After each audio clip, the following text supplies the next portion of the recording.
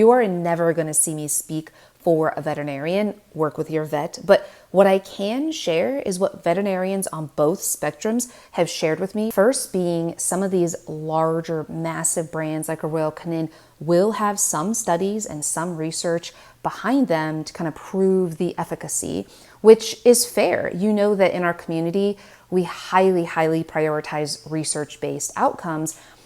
That said, there are some limitations. Nobody can disagree with that to these studies. I mean, one being obviously there's going to be bias. Sure, many will argue, well, these studies they're doing the studies because they care about the animals. Maybe, and I'm sure that's part of it. But there's obviously bias, so we have to take this with a grain of salt.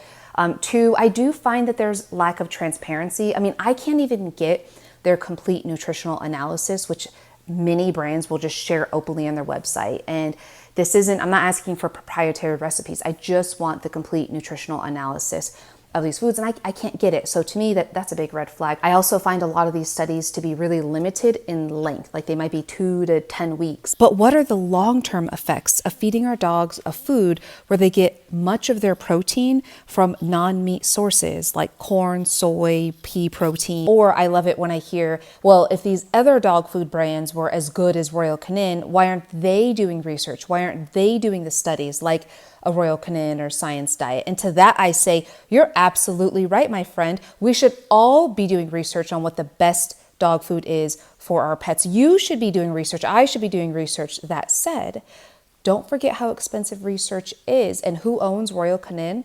Mars, who also makes Skittles and Twix. And there are other dog food brands that are doing studies and publishing, so it's coming. Or something I hear a lot is it's not about the ingredients, it's about the nutrients. And that's just something I can't get behind, especially for the price of these foods. A lot of my concern, if these were budget foods that were full of rice, corn, soy, and they were really budget friendly, go by all means do that. But when meat isn't even the first ingredient, the protein percent is low, and it's so expensive, I have concerns. I mean, with the science we have now, there is no reason that we cannot have a food that has all the nutrients, because I do agree that the nutrients are important, and have quality, whole, real food ingredients, at least in the majority. I believe, and I know you do as well, our dogs deserve both. So when we have these huge, massive conglomerate pet food companies that charge an arm and a leg for food,